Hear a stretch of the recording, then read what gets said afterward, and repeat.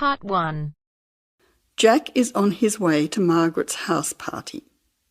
He is phoning her for directions. First, you'll have some time to look at questions 1 to 5.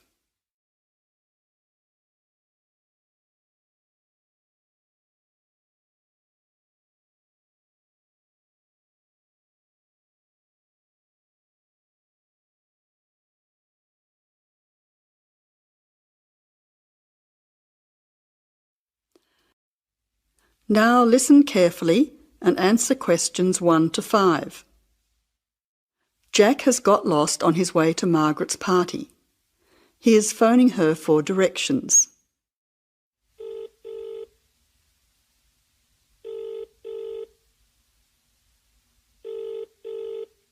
Hello, is that Margaret? Yes, who's speaking? Margaret, it's Jack. I think I'm lost. I can't see a signpost and... Jack, so where are you now? Well, I'm a bit confused about the directions, but I'm at a T-junction. What can you see around you? I can see a pub on the corner. Can you see the name of the pub? Wait a minute, let me see. It's hard to see in the dark. Yes, I can read it now. It's called the Lion's Head. Oh, the Lion's Head. Okay, well then you're not too far away. Go straight ahead through the traffic lights to the next T-junction. Sorry, I didn't hear you. What did you say? I said just go through to the next T-junction. Okay. Now what? Well, there's a park in front of you and a large 2-storey building on the corner. Yes, I can see them. Okay, so now turn left. Hang on, you're coming up the street, so you'll have to turn right. Okay, got it. What's the name of your street? It's Wesley Street, Wesley, number 70. We're the 5th house on the left. You should see a red letterbox and some bushes in front of the house. Okay, 5th house, number 70. I should be there soon. Am I late for the party? It sounds like things are happening there. No, it's only just started. That's good. I should be there in the next 10 minutes. See you soon. Jack hangs up and walks on. 7 minutes later, he calls Margaret again, as he still can't find the house. You now have some time to look at questions 6 to 10.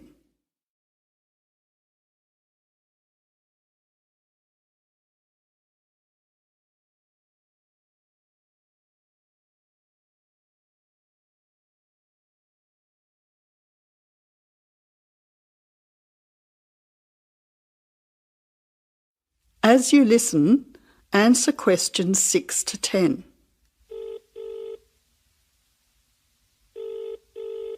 Who's speaking? Hi, Margaret. It's Jack again.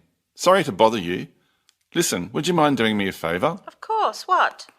Could you tell Mike I have got his camera? I've tried to send him a text message, but it's not going through. Oh, he's not here yet. Oh dear, he said he'd be there early. He might be lost too. Okay, I'll call him. What's his number?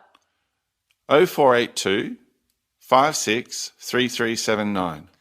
Oh, so that's 0485. No, 0482 563379. Okay, I'll call him right away. But where are you now? Well, I'm in your street, but I still can't find your house. I can't see the numbers very clearly, or a red letterbox. It's pretty dark. I thought you said it was easy to find. Oh, okay, wait there. I'll come outside and get you. All right then, and don't worry about calling Mike. I'll try to call him now. Hang on, there's someone coming down the street. It looks like Mike. Oh, and I can see the letterbox now. It was hidden behind a bush. See you soon.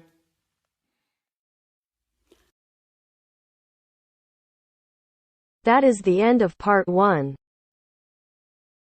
You now have half a minute to check your answers.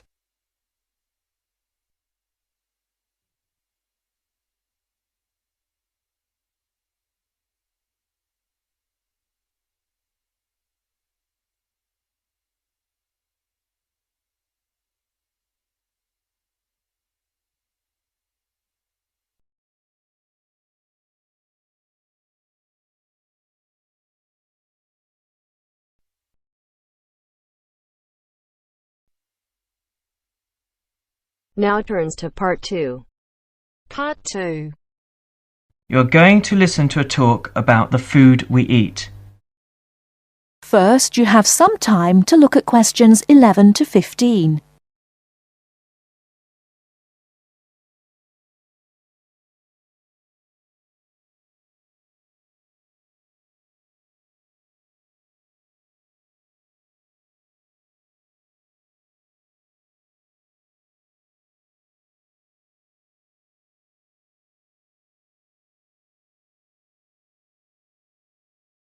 Now, listen carefully and answer questions 11 to 15.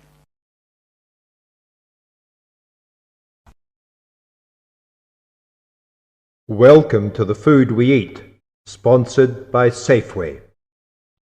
Increasingly, we know more about the effects of our eating habits and lifestyles on our health. While new information can change old ideas, the news stories can often be confusing. At Safeway, we try to help customers not only in the range and types of food offered, but also by providing up-to-date, reliable information in areas we know are of interest and which relate to the diet we eat. Today, we are going to talk about sugar. Recently, doctors have been advising us to eat less sugar. The health recommendation to use less sugar is for two reasons. Firstly, for the sake of our teeth, since the amount and frequency of sugar consumption links to decay. Secondly, as sugar is a good source of calories, it can easily be a problem if we tend to be overweight. The dental risk is because bacteria which occur naturally in our mouth feed on carbohydrates, sugar and starch, to form plaque and acid. Plaque is a sticky coating that prevents the bacteria being removed by saliva. The acid attacks the tooth itself. This takes time, however, so the trick is to avoid sticky foods like sweets, which stay around in crevices feeding the bacteria. Before you hear the rest of the talk, you have some time to look at questions 16 to 20.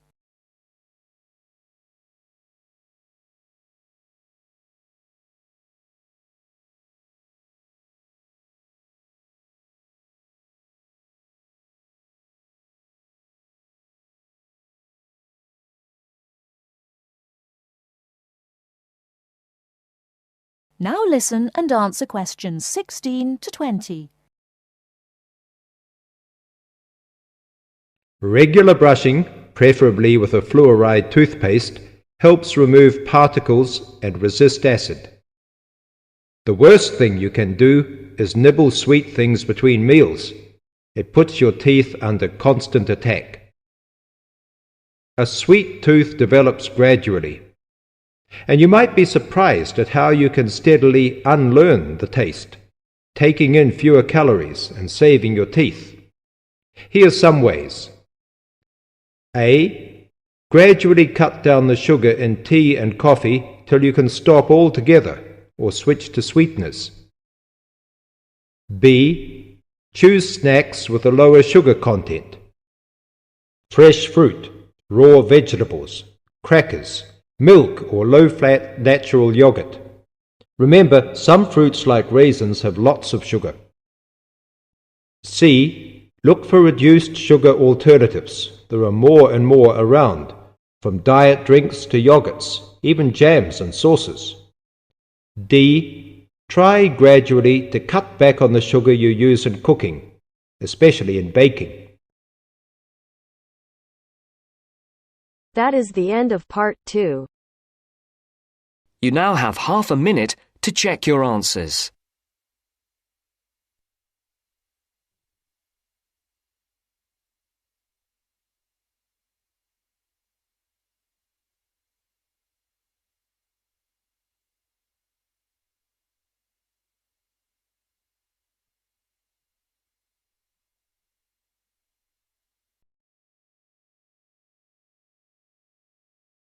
Hear a conversation between a research student, Jeremy, and his supervisor. They are talking about the process of having a research project published in a journal. First, You have some time to look at questions 21 to 25.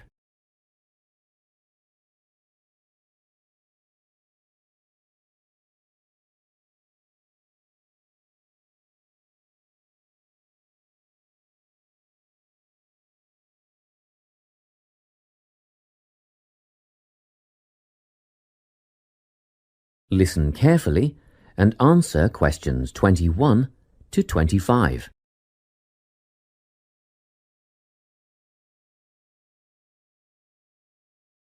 So, you're nearly ready to submit your article to an academic journal, are you? Yes, I think so. I just wanted to go over all the things I need to do before I submit it. And then I wanted to go over the submission process with you. Great.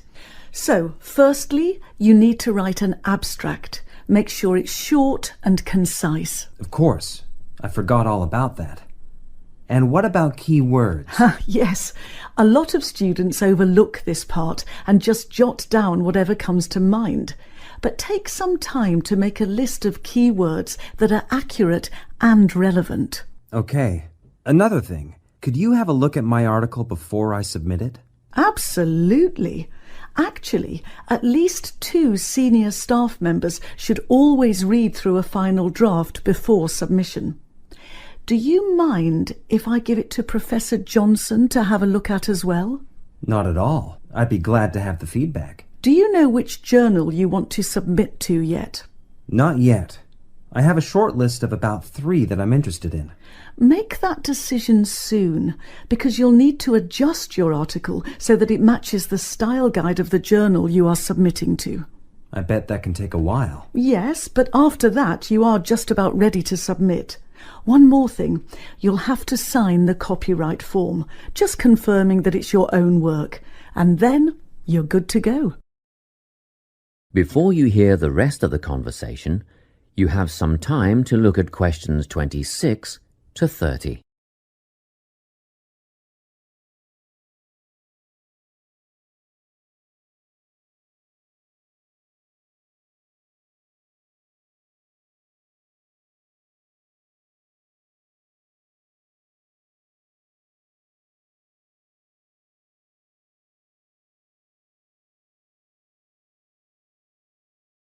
Now listen and answer questions 26 to 30.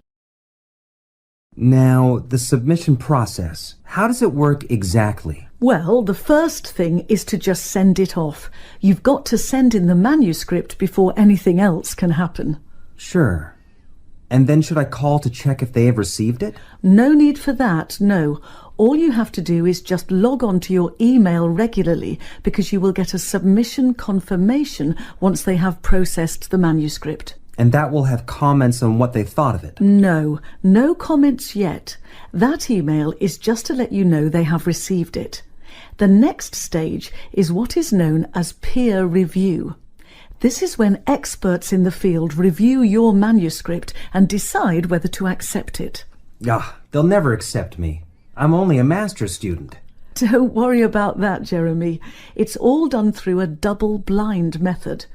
That means that whoever reads your manuscript has no idea whether you are a grad student or a Nobel Prize laureate. They'll only be judging your work, not you. Well, that's good to hear. And then what, once they've made their decision? Well, there are 4 possible outcomes. You might get an acceptance, but a first-off acceptance is very, very rare. Don't pin your hopes on it. You could also get a rejection, but these don't happen very often either. I don't think this will be a problem. What do you think I'll get? If you're very lucky, you'll get a conditional acceptance. This means that they've accepted the article and it will be published, but you need to tweak a few things first. A sentence here, a heading there, nothing major. That sounds good. But to be honest, you will probably end up with a revise and resubmit. This means they are definitely interested, but you will need to rework the paper before it's accepted. The necessary changes will be outlined by the reviewers. Okay. So I just fix the things that need changing and present it again? Yes, but include a cover letter that discusses the changes you have made. The same goes for a conditional acceptance, actually. It helps the reviewers see that you've taken their criticism seriously. That is the end of part 3. You now have half a minute to check your answers.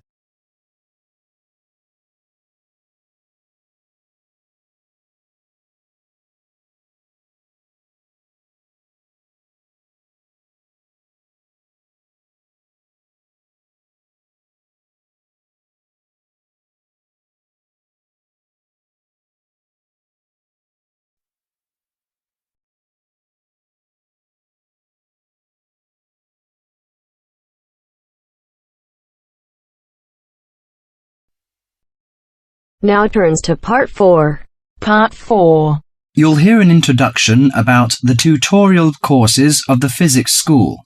First, you have some time to look at questions 31 to 40.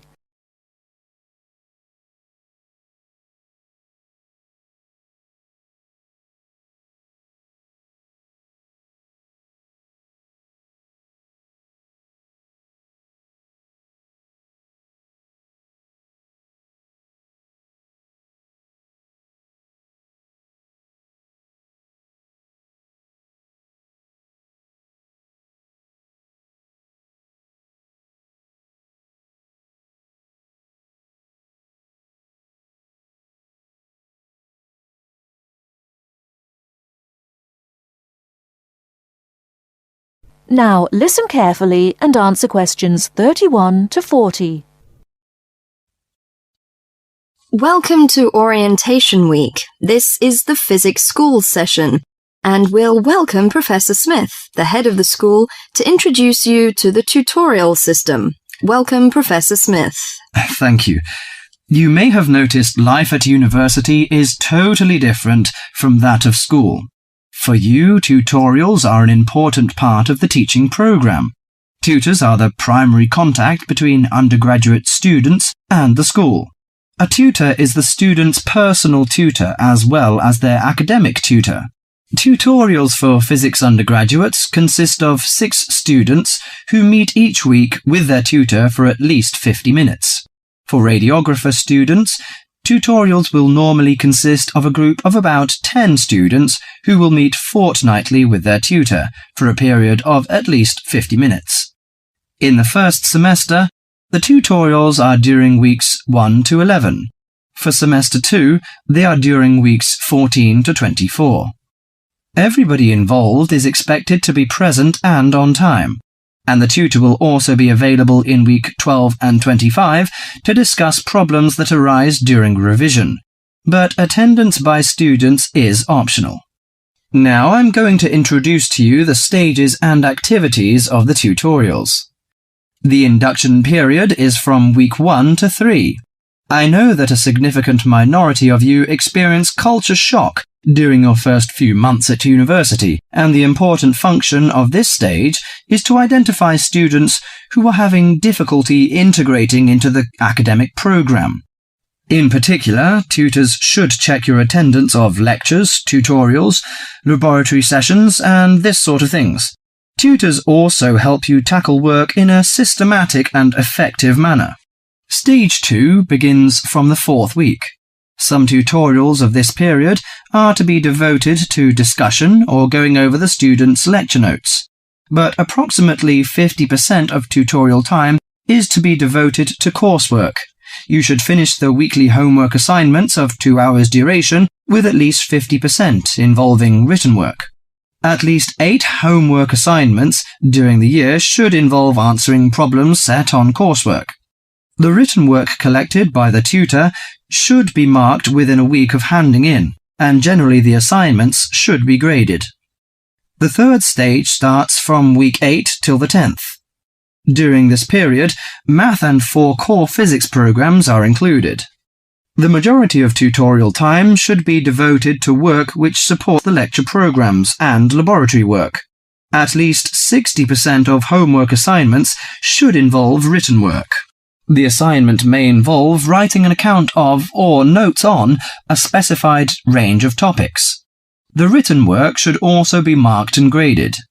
Short oral presentations by students should be included. They are possibly on general physics topics or essays. The last week's personal development planning is a structured and supported process. The primary objective for PDP is to help you to become more independent and confident, self-directed learners and encourage a positive attitude to learning throughout life. It is undertaken by yourselves to reflect upon their own learning, performance and achievement, and to plan for their personal, educational and career development. Finally, if without evidence of good reason you miss more than 2 sessions during a semester, or if the tutor is not satisfied with your progress, the matter must be immediately referred to the program director, who will normally issue formal warning, verbal and written. This will inform you that your place at university is under threat of withdrawal if no improvement is made. That is the end of part 4. You now have